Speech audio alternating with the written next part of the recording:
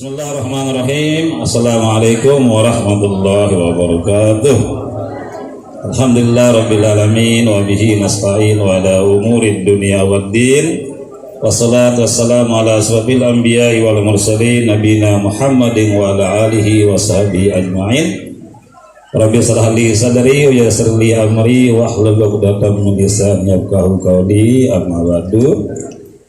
Yang menghormati Bapak Kepala Dinas Pendidikan dan Kebudayaan Kabupaten Lombok Timur, Bapak Camat Keruak atau Pak Sekcam yang wakili, Bapak-bapak dari Forum Koordinasi Pimpinan Kecamatan, Kepala SMPN 1 Keruak, pengawas, Bapak Ibu Guru, wali santri, wali siswa yang kami banggakan, anak-anakku yang berbahagia. Pertama-tama marilah kita panjatkan puji syukur kepada Allah Subhanahu wa taala karena pada pagi hari ini kita masih diberi kesehatan dan kesempatan sehingga dapat melaksanakan suatu kegiatan yang luar biasa yang dilaksanakan di SMPN 1 Keruak, yakni wisuda hafizah anak-anak kita yang telah menyelesaikan juz ke-30 dalam rentang waktu 6 bulan, banyak kurang kayak 5 bulan sepertinya. Salawat dan salam mudah-mudahan tercurahkan kepada baginda Rasulullah SAW, beri keluarga, sahabat, pengikut beliau ila yaumiddin. Semoga kita mendapat syafaatnya pada saatnya nanti, amin ya rabbal alamin. Atas nama Kepala Badan Kepegawaian dan Pengembangan Sumber Daya Manusia Kabupaten Lombok Timur, kami menyampaikan apresiasi yang tinggi kepada Kepala SMP 1 Keruak beserta seluruh jajarannya yang telah menginisiasi program ini di luar kurikulum formalnya. Karena ini program eksternal, makanya saya hadir. Nah, jadi ini Kepala Dinas Pendidikan dan Kebudayaan. Jadi kehadiran saya ini programnya di luar kurikulum. Inilah ikhtiar, inisiatif, kreativitas yang harus dihargai oleh kita dalam rangka pengembangan sumber daya manusia. Tidak ada kewajibannya SMP itu menyuruh anaknya menghafal Quran. Tetapi kalau dia bisa matematika, bisa bahasa Inggris, itu disuruh oleh kurikulum. Nah, tetapi ini menghafal, ini eksternal ini. Jadi kami sangat mempercayai itu, makanya harus hadir di tempat ini. Dapurayan ini, Pak Kadis. Jangan kira jangan sudah mau jadi kepala dinas kayaknya gitu kan. Jangan sampai nanti Kadis tersebut bilang, ini Pak Kabar duluan datang, sepertinya mau nyerobot jabatan saya gitu. Jadi ini memang irah tugas kami. Kalau di Bekasudayaan itu bukan hanya guru, bukan hanya siswa, tapi seluruh masyarakat Lombok Timur, bagaimana dikembangkan kompetensinya, kualitasnya dengan berbagai program yang ada. Tapi inilah inisiasi. Tapi karena daerah itu kita kurang anggarannya, jadi harus kreatif lah kita-kita yang ada di bawah. Saya selalu bilang orang hebat itu orang yang sukses dalam keterbatasan. Tapi kalau suksesnya dia punya fasilitas lengkap, bukan hebat, biasa saja. Jadi kalau dia hebat, dia punya aula, dia bisa ngapal, itu biasa saja. Tapi kalau tidak punya aula, dia bisa ngapal, itu baru luar biasa. Makanya Pak Kadis Dikbud, kalau ada peluang jadi pengawas, jadi kepala apa, bila saya dipindah kepala SMP 1 ini, SMP lebih besar lagi, SMP 1 Selong misalnya, gitu kan? Jangan dikeruak terus, ini penambahan atas kreativitasnya, menghafalkan anak-anak kita 1 juz dalam jangka waktu 6 bulan. 3 kali caranya ini katanya. Di awalnya sebelum belajar, setelah istirahat, sebelum pulang. Nah sekarang tadi disampaikan itu testimoninya 90% anak-anak hendak sholat subuh. Jangan begitu sih.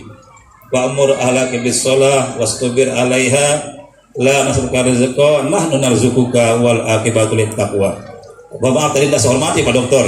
Dan hormat Pak Dokter Seri Nasihin yang berhasil ilmiah tadi, itu surat Toha itu kan. Jadi ajaklah anak-anak untuk melaksanakan sholat, bersabarlah dalam melaksanakannya. Jangan kamu tanya aku tentang rezekimu, Itu urusan saya, gitu Allah kan. Itu adalah akibat bagi orang yang bertakwa. Jadi kalau sudah baju sholat, tidak usah pikir rezekinya mau kemana, datang deh nanti kan.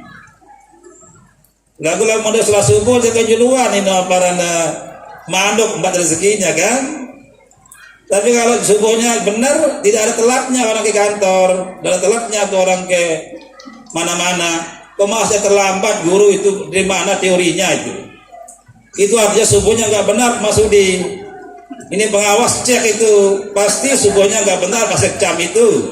Kalau dia telat masuk kantor, mana subuh yang benar? Subuh yang dilaksanakan di masjid. Kalau di masjid itu berjamaah. Tidak ada masjid sendiri, itu nggak boleh. Jangan ke masjid kalau sendiri. Jadi ke masjid itu untuk sholat jamaah. Nah kalau jamaah subuhnya di masjid tidak ada telat-telatnya. Sekalipun di Sembalun rumahnya, kantornya di rumah sakit Patuh Karya, tidak telat itu. Kalau subuhnya benar, apalagi sekarang ini, ya kan? Siang sekali jam 7 itu. Maka saya tidak bisa dibilang-bilang teman-teman. Harus apel pagi, harus apel sore, itu bagi SDM programnya. Yang nggak siap silakan minta pindah. Kalau ada nggak siap apel pagi, apel sore, minta pindah keluar Lombok Timur. Langsung keluarkan SK-nya gimana maunya. Tapi kalau ada diterima oleh Lombok Tengah, oleh KSB. Kalau nggak terima nggak bisa pindah kita. Jadi minta dulu penerimaan di sana. Saya mau pindah ke Lombok Tengah. Kalau nggak siap apel pagi Lombok Timur, atau nggak siap beli beras. Ini sekarang kita beli beras ini ASN. Bagi yang nggak siap beli beras 10 kilo itu silakan minta untuk pindah, untuk keluar dari Lombok Timur. Anda minta langsung keluarkan SK-nya. Kalau orang Lombok Tengah mau nerima, tapi kalau kamu menerima, balik pasti kita pindah ke Sembalun saja, atau pindah ke Sambelia. Hanya itu perlu aja jadi status camat kan? Nggak mungkin ke Lombok Tengah mau diterima oleh Pak Tuhur Bahari. Harus paham itu. Nah itu masuk kita. Jadi mari kita melaksanakan itu dengan baik untuk kepentingan kita misalnya seperti itu. Nah sekarang ini tadi disebut oleh Pak Kadis, udah Lombok Timur sudah buat gemah haji itu, gerakan membiasakan anak sholat duha dan mengaji. Ya, itu harus menjadi branding Lombok Timur. Supaya hanya 3 dapat juara tahun ini, biasa 4 jadinya. Ini dapat 3 juara Lombok Timur tahun ini di Dinas Pendidikan. Nanti tahun depan supaya 4 dengan gemah haji. Nah, udah dibangun brandingnya gemah haji itu apa? Sekolahku, musallaku, kelasku, musallaku. Sehingga perlu lagi kita mencari uang untuk membuat musalla ini kan. Bagaimana implementasinya? Jadi sekolah itu nggak boleh kotor, tidak boleh naik sepatu ke sekolah, tidak boleh naikkan kuda kotor lah. Maka saya bilang tadi, saya tanya ini tempatnya di mana nih, di ruangan atau di lapangan? Kalau di ruangan saya mau pakai sandal saja, tidak usah pakai sepatu. Itu bisa jadi langsung, itu bisa kita laksanakan. Maka anak-anak akan sholat semua. Itu kan gampang ngapal ini kan, bisa selesai itu 6 bulan 1 juz. Tapi apa yang sulit? Yang sulit itu buang sampah pada tempatnya. Yang sulit itu merapikan sandal kita di depan. Yang sulit itu menghormati tamu dengan diam. Dibilang di titiknya begitu. Tapi itu ilmu dari Jepang itu. Orang Jepang itu, anak sekolah di Jepang itu, kalau ada tamu pasti diam, berdiri nunduk kepalanya. Ilmu dari Jepang itu. Padahal salah satu cara ilmu barokah itu hormati gurumu, ya kan? Sohibul ustaz wa tuluz zaman satul ilmi sitatun zakiyun wa dumaun wajtihadun wa dirhamun wa sohibul ustaz wa tuluz zaman gitu. Jadi satul ilmi sitatun zakiyun wa dumaun wajtihadun wa dirhamun wa sohibul ustaz wa tuluz zaman. Saat ilmu itu ada 6. Zakiyun pintar, tomaun tamak. Apa itu tamak? Sudah dijelaskan oleh Pak Dokter sudah jelasin tadi, dijelaskan oleh Pak Kadis lagi, saya jelaskan lagi, semangat dengarnya. Atau mungkin juga tamak itu banyak gelarnya. Sudah saatnya satunya tambah lagi, ada SH-nya, SPD-nya, DRS-nya, SOSI-nya, SPT-nya, ada MPD-nya, ada MKOM-nya, ada DR-nya, ada KIH-nya. Siapa itu? Insya Allah saya. Ya, jadi jangan gelarnya hanya 1, 7 gelarnya bila perlu 8, baru tamat itu. Alhamdulillah saya keluar S1-nya mau 5 sekarang, S2-nya sudah 2, DR-nya 1. Apa yang kelima itu sedang mahat sekarang Ustaz. Karena diundang oleh SMP 1 ke ruang, nggak jadi mahat kita pagi ini. Saya itu masuk mahat setiap hari Jumat, hari Sabtu Ahad diajani, duduk bersila depan tuan guru. Mau dapat gelar S1 yang kelima. Itu tamat. Ya kan? Terus apa lagi? Wajib harus sungguh-sungguh, nggak bisa nggak sungguh-sungguh. Wadir hamun ini wali santri, wali murid baru dapat ilmu barokah itu wadir hamun, bayar dengan didik gratis, mini gratis doang bermana sih? Sekolah gratis itu tidak bermutu, ya? Kenapa begitu? Karena bos hanya sampai di depan saja ini, nggak bisa keluar ke jalan itu dan bos. Jadi kalau mau anak-anaknya pergi ke Jakarta berlomba kemana-mana, bayar caranya. Gimana cara bayar? Itu kasih tempur yang urus, ya kan? Itu wajar hamun, harus kita bayar itu. Jadi kalau di Ilomar Tindikia, kalau mau suasana bayar makan, bayar ulang, masa gratis? Yang benar saja.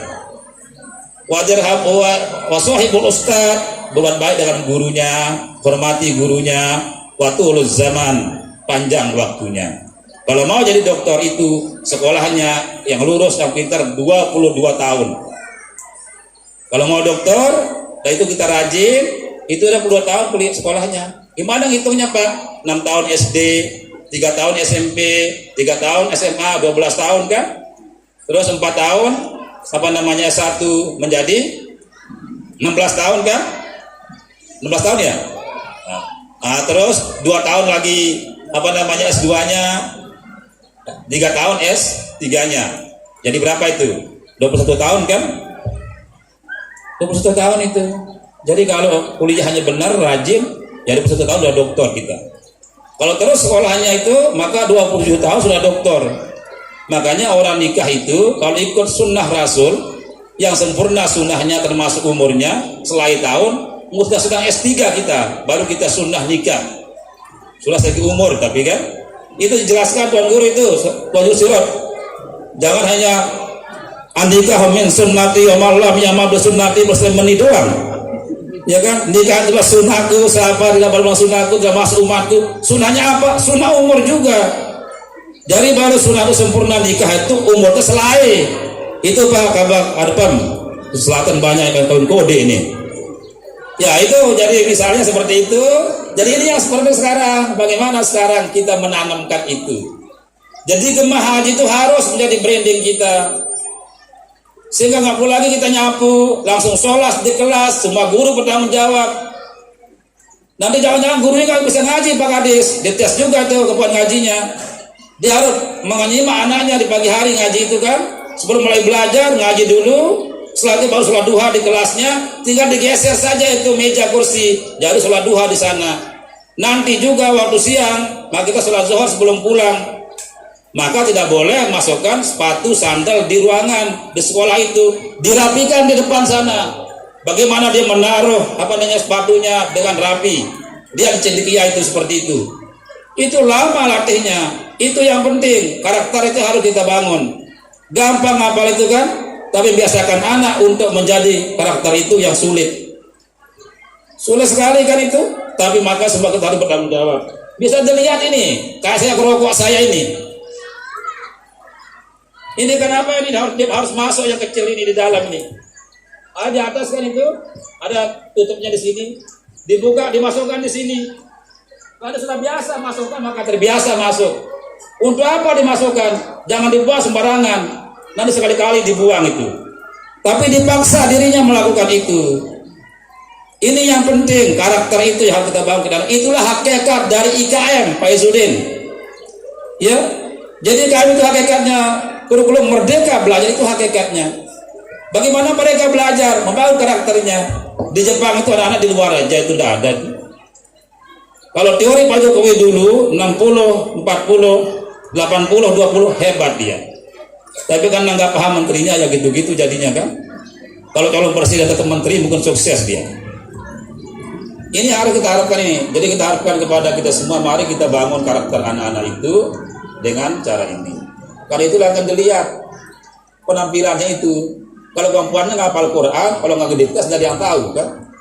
Kalau jadi imam nggak tahu dia bagaimana bacaannya. Nanti imamnya itu, kalau saya kan imamnya zuhur asar saja, kan ada bunyinya itu. Kalau ada imam maghrib dengan isya subuh kan ada bunyi itu. Bagaimana tajwidnya nggak tahu orang. Tapi kalau karakternya, wataknya ditahu orang. Datang tamu langsung siap duduk kepalanya, ya kan? Datang ke sini rapi sepatunya, hebat kepala SMP 1, hebat guru SMP 1, siapa guru agamanya Sapril gitu kan? Nah itu mahasiswa saya di kantor itu, arsip dia tuh.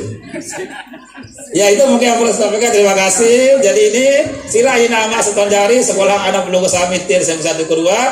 Ini semi pondok pesantren ini. Jadi kalah cendekia nih Pak Kepala.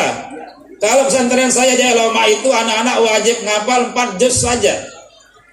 Satu tingkat sekolah di sana, SMP, SMK, Aliyah, itu hanya kewajiban menghafal 4 juz. Kalau di SMP 1 Kuruak, Pak Kepala bilang tadi, insya Allah bisa ngapal 6 juz. Lebih baik pilih sini daripada pilih di Cendekia. Karena sini kan 6 juz, sana hanya 4 juz saja. Ya kan? Nah kami di Cendekia itu 2 prodinya, jurusan pondoknya menghafal dan kitab. Jadi anak-anak kita itu yang bisa mau menghafal silakan. Yang mau kitab silakan di kitab. Bagaimana kitab bisa baca kitab kuning? Tapi ada anak Cendekia itu begitu masuk dia harus fasih Quran dulu. Dia diberikan kewajiban menghafal juz 30 setelah fasih baca Quran, baru milih jurusan. Oh saya tahfiz, saya kitab. Tetapi yang pertama dia wajib bisa bahasa Inggris dulu. 3 bulan pertama pelajaran hanya bahasa Inggris, English Camp. Tapi gampang bahasa Inggris itu. Tapi yang sulit itu karakternya itu.